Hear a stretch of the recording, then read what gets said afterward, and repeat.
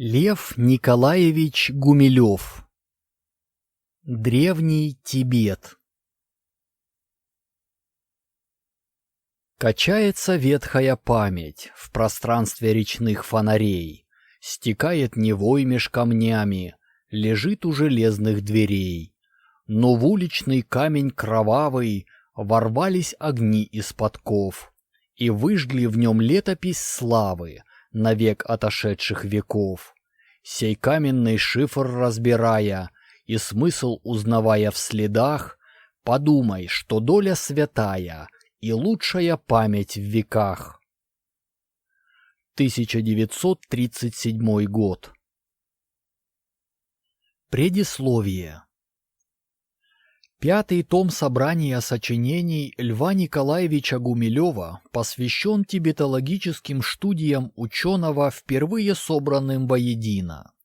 В него не вошла лишь статья «Две традиции древнетибетской картографии», которая принадлежит к циклу «Ландшафт и этнос» и будет опубликована в другом томе вместе с материалами этого цикла. К тому, касающемуся истории Тибета, Монголии и Бурятии, следует сделать пояснение, оговорив некоторые факты изучения истории Тибета и окраинных стран Азии в СССР в 1960-1970-е годы. Собственно, тибетологом в подлинном значении этого термина Лев Николаевич не был. Работы по истории Тибета, в том числе по истории религии Бон, проблемам ламаизма, картографии Шамбалы, возникли как раз на почве пересечения археологических, источниковедческих и теоретических интересов самого ученого, так и на фоне общего подхода академической науки после 1956 года к истории Азии, когда оказалось возможным вспомнить исследования русских востоковедов, работавших в Индии и в Тибете. Сергея Федоровича Альденбурга и Федора Ипполитовича Щербацкого, но прежде всего Николая Константиновича Рериха и его сына Юрия Николаевича Рериха, переехавшего на жительство в Россию. Тибет и буддийско-ламаистский мир Центральной Азии привлекал Льва Николаевича Гумилева по двум причинам. По субъективной. Он очень любил Дальний Восток, этот сумбурно и реальный мир, еще не вылепленный, не окостеневший. Он помнил 20-е годы, эпопею фон Унгерна, исход русских из веротерпимой Монголии, из Тувы и Маньчжурии, и с большим волнением относился к людям, попавшим в западню истории. Позже, уже после того, как тему закрыли в печати, Лев Николаевич встретился с живыми персонажами дальневосточной трагедии в лагере. Вторая причина интереса Гумилева к Тибету научная, коренящаяся в природе его интуитивизма. Вспомним биографию Льва Николаевича. До середины 60-х годов он занимался историей тюркского каганата, более полно историей взаимоотношений в Азии между Китаем, Тибетом, тюрками Великой Степи и Ираном. Как бы между делом он открывает место обитания Хазарии, страны Атлантиды в степях. Он рассмотрел и описал зигзаги истории всей Западной Азии, Прикаспия, Восточной Европы, Кавказа. На очереди была Азия внутренняя, замкнутая, и среди ее первейших проблем Тибет. Как увязалась история малонаселенного Тибета, строгая и мелочная на первый взгляд, с историей бурных отношений Китая и кочевников, народов Центральной Азии. На очереди было написание полной истории Центральной Азии, и Лев Николаевич Гумилев не без помощи своего друга и коллеги Бранислава Ивановича Кузнецова вплотную занялся ею. Статьи Льва Николаевича сохранили признаки этой постепенной осады, когда он, словно пробуя прочность темы на зуб, возвращался к ней в разных статьях на протяжении 15 лет. иногда полностью перенося в следующую блоки из предыдущей. В дальнейшем эта линия увлечения могла превратиться в последовательно профессиональную. Лев Николаевич Гумилев собирался изучить тибетский язык, хотя знал, что поездка в Китай, а в Тибет тем более, ему закрыта навсегда. Но и сам Тибет после 1968 года как научная тема оказался закрытым вследствие окончательной аннексии его Китаем и культурной революции. Фрагментом будущей свободной истории Центральной Азии стала работа «Величие и падение древнего Тибета», в которой автор включился в подробный анализ династийной, а по сути этнической истории Тибета. В 1975 году вышла «Старобурятская живопись», вызвавшая скандал в научно-институтских кругах. Пока Лев Николаевич был в кругу своих авторов, историков Западной Азии, Артамонова, Толстого и других, он был принимаем в академическом мире. В делах Восточной Азии он не имел права голоса по определению, по традиции, принятой в научных институтах. Лев Николаевич Гумилев написал работу о проблеме северной границы Китая, оставшуюся неопубликованной. К его мнению прислушивались работники МИДа, когда у них возникала потребность в адекватном и четком взгляде на историю вопроса. Но для специалистов по Восточной Азии он оставался выскочкой, человеком со стороны. Работа Льва Николаевича Гумилева над восточно-азиатскими сюжетами началась давно, еще с описания статуэток Туюк-Мазара. Она была скорее искусствоведческой по характеру и неприятностей автору не принесла. К описанию коллекции Агинского Дацана, крупнейшего буддийского центра Бурятии, хранившейся в Музее антропологии и этнографии в Ленинграде, Гумилева привлек профессор Кюнер, автор знаменитого описания Тибета. Лев Николаевич выполнил свою историческую задачу, не претендуя ни на новизну, ни на поддержку коллег. Это было в конце 40-х. Перед очередной посадкой. Он торопился, работал почти без литературы, без столь любимых им источников, без опоры на европейскую историографию. В 1975 году ситуация была иной. В публикациях всех работ автору было отказано.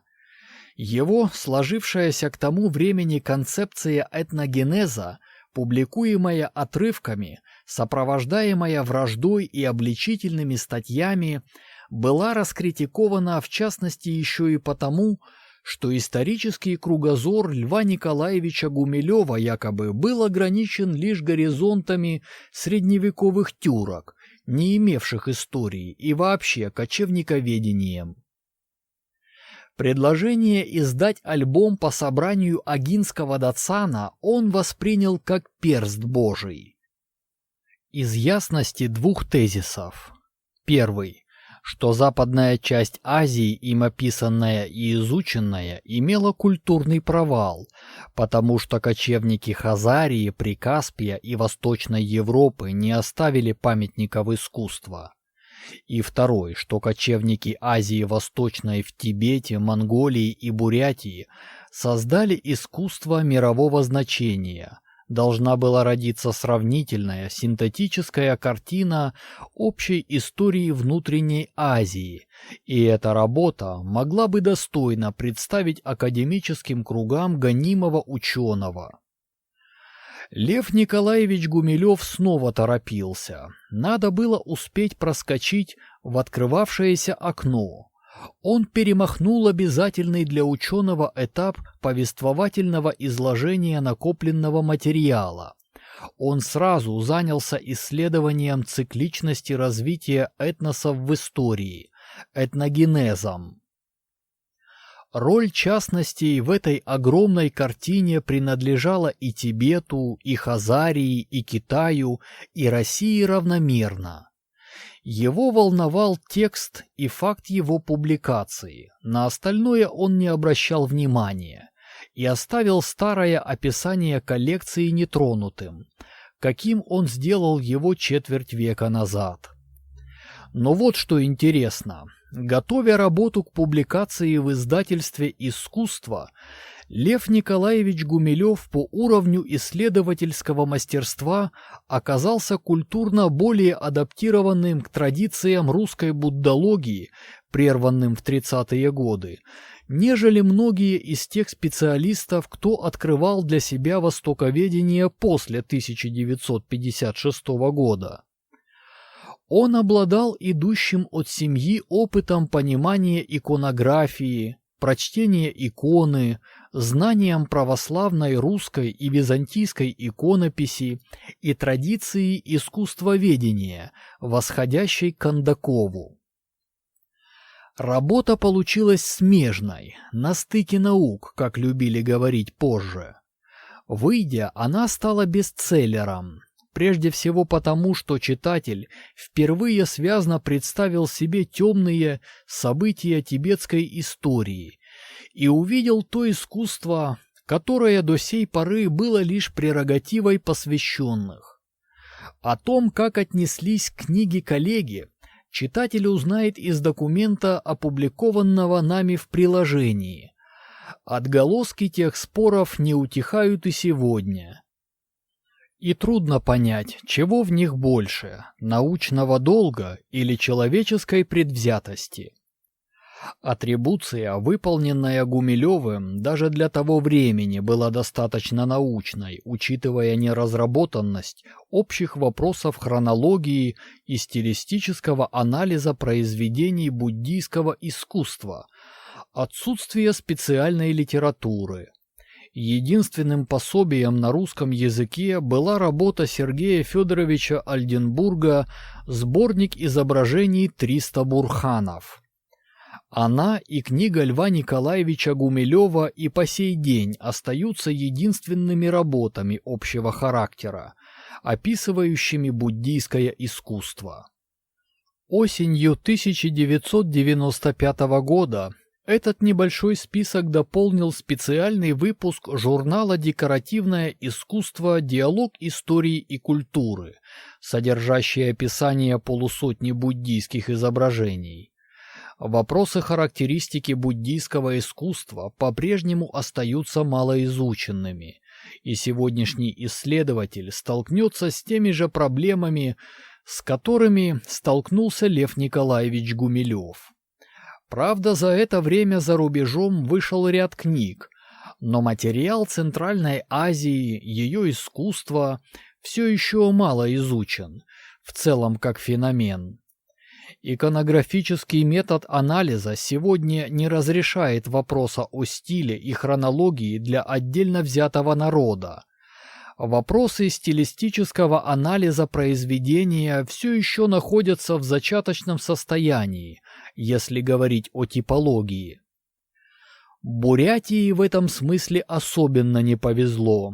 Может быть, в силу сказанного выше, все, что было непонятно в буддийском искусстве, не подходило под его классический тибетский вариант, сразу относили к Бурятии, в то время как Бурятия сохранила в искусстве свой первозданный чистый стиль. Бурятские вещи очень близки тем, что нашел Козлов в Харахота. Нам же привычны вещи более поздние, сложившиеся после реформ Дзонгхапы, после влияния на буддийское искусство маньчжурского Китая.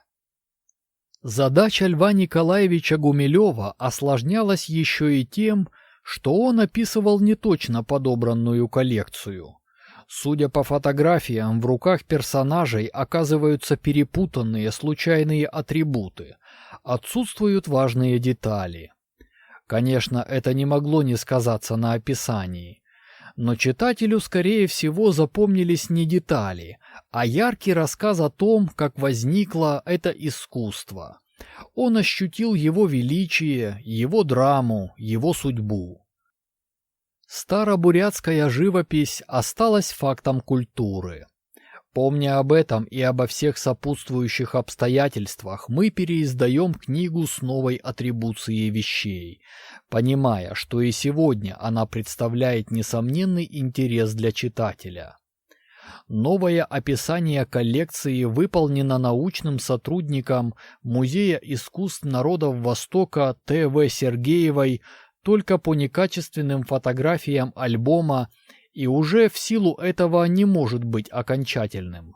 Атрибуировать точно можно только сами вещи, тем более когда речь идет о скульптуре. Может быть, наша попытка устранить ошибки из работы Льва Николаевича Гумилева подвигнет исследователей заняться подготовкой специального издания по общим проблемам и типологии буддийского искусства. Публикуя изобразительные материалы в черно-белом варианте, мы надеемся, что тот, кого по-настоящему заинтересует искусство буддизма, найдет возможность познакомиться с ним напрямую по прекрасным коллекциям музеев Москвы и Петербурга, которые, кстати говоря, так пока никем и не описаны. Большое место в этом томе мы отдали диалогу источников, текстам великих русских востоковедов, создававших классическую буддологию России. Мы хотим, чтобы читатель не просто вспомнил или узнал об их существовании, но и понял силу и размах отечественной науки прошлого и начала нынешнего веков. Это впечатляющее чтение, и мы надеемся, оно не проиграет от того, что многие тексты мы публикуем в сокращении, иногда фрагментами, лишая их почти полностью научного аппарата. Мы полагаем, что сноски на санскритские, тибетские и китайские источники, специальные уточнения и примечания, необходимые в научной работе, не очень пригодятся широкому читателю, не знающему ни тибетской, ни китайской грамоты. Мы публикуем материалы давно забытые, известные лишь специалистам, и то не всем и не везде. Нам хочется показать общий уровень развития русской буддологии, традицию, в которую встраивался Лев Николаевич Гумилев, и мы хотим, чтобы читатель осилил этот путь. Много вопросов вызывало написание терминов, имен, географических и прочих названий. В большинстве случаев мы сохраняли историческое, то есть авторское написание, лишь иногда адаптируя его, уже хотя бы потому, что в современной русской тибетологии нет унифицированных общепризнанных норм написания, и каждый пишет так, как считает правильным. Впрочем, с этой же проблемой сталкивались все русские востоковеды, жалуясь на то, что большинство тибетских или даже санскритских наименований вошло в русскую науку в монгольской огласовке. Мы думаем, что эти детали не должны особенно огорчать читателя. Там же, в диалоге источников, мы публикуем два специально для этого тома переведенные фрагмента из знаменитых работ европейских тибетологов. Без ссылки на них не обходится ни одна серьезная статья. Наконец, как всегда, мы предлагаем короткую справку об авторах и один документ, который погрузит читателя в атмосферу научной дискуссии середины 70-х годов.